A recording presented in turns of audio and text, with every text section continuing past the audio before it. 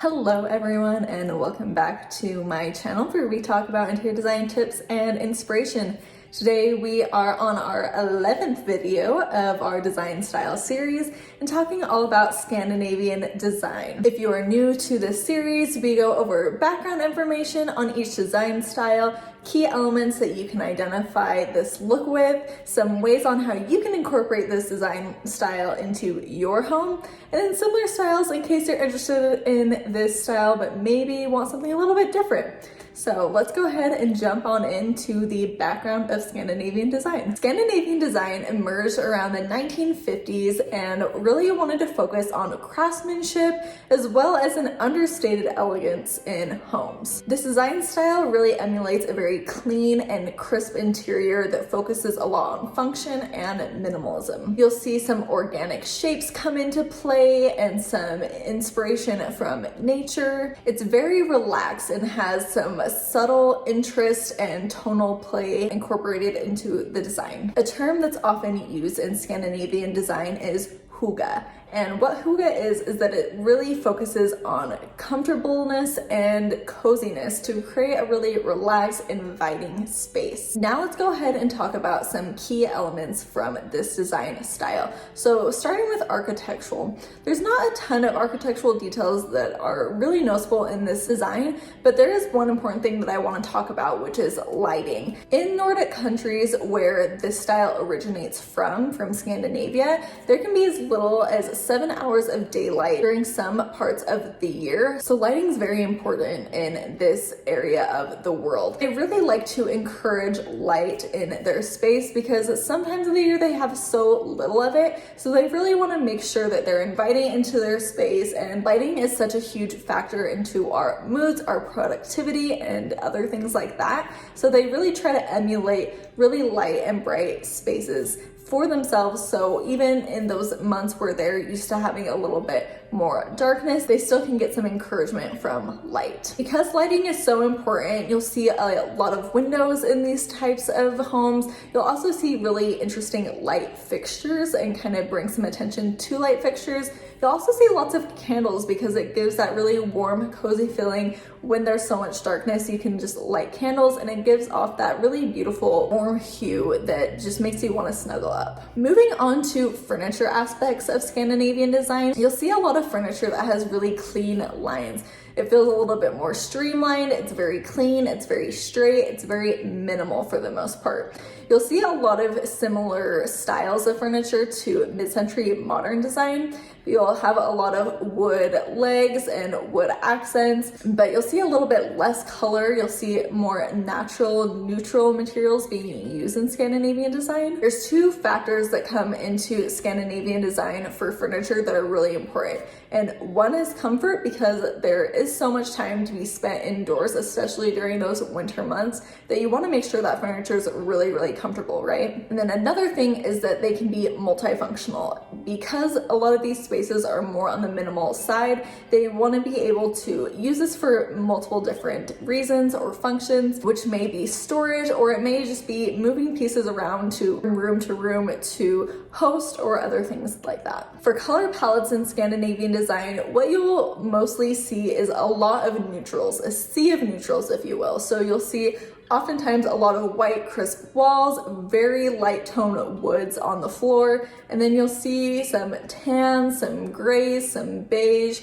You might even see a little bit of darker browns or blacks being introduced into the space, but overall, you're really not going to see a lot of color. And moving on to window treatments, like I mentioned earlier, light is very important in Scandinavian design. So oftentimes you won't even see window treatments in these homes because they really want to encourage that light to come in and to have a space in their homes. So sometimes you'll see no window coverings whatsoever.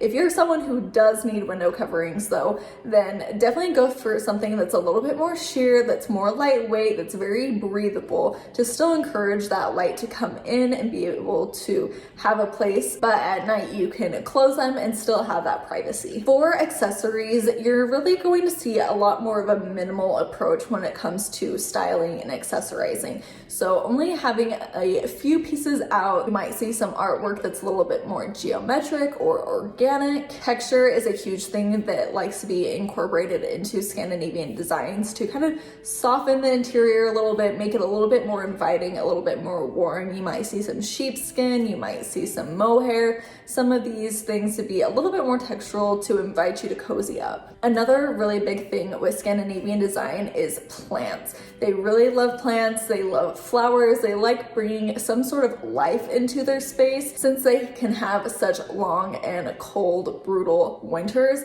it's really nice to have some sort of life form in the space to make it feel a little bit more comfortable, a little less stark, and a little bit more inviting. And moving on to 3 different ways how you can bring Scandinavian design into your home now. The first that I want to talk about is those warm textiles. Because the space really likes to be clean and minimal, so you're not really going to have a lot of carpet in these spaces, you're going to have a lot of clean lines, it's going to be pretty streamlined. Bringing in something that's going to bring a cozy factor to this design style is really crucial to making it feel inviting. Having really plush throw blankets or having a really cozy rug. Because they're used to such long and cold winters, this is especially important because you're going to be spending so much more time indoors and you want to be warm and cuddled and cozied up. Having a plethora of these items is going to be really crucial for these interior design styles to make it feel as comfortable and really emphasize that hygge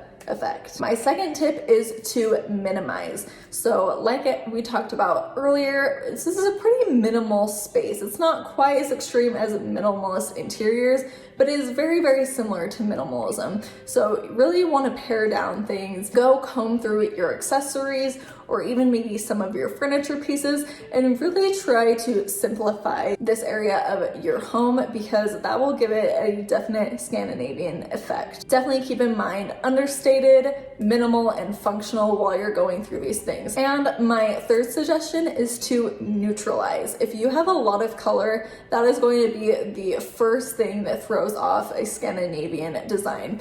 They might introduce some subtle color here and there, but if you have a super colorful patterned home, that's not going to go well with Scandinavian design. Go through and remove really bold wallpaper or paint some walls white or really toned down color. You really want to go through and make sure that the majority of your things are going to be neutral.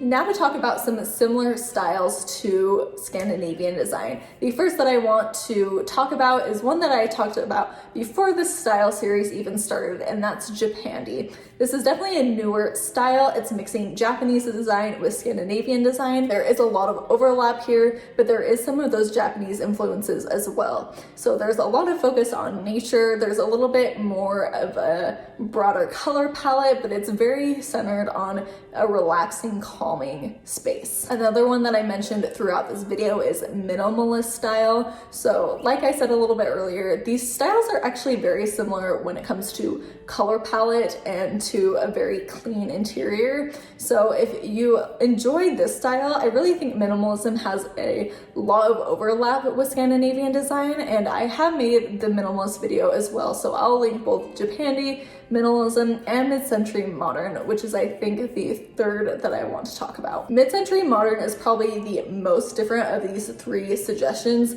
There is a lot more color in mid-century modern design, but where I think that there is some overlap is furniture styles. You'll see a lot of mid-century modern silhouettes of furniture in Scandinavian design. So if you really like that style of furniture, check out mid-century modern. There's going to be a little bit more bold colors. There's a little bit of a warmer, richer color palette in mid-century modern. And that is everything that I have for today's video all about Scandinavian interiors. I hope you learned a thing or two about this interior design style. Next week, we're going to talk about shabby chic interiors.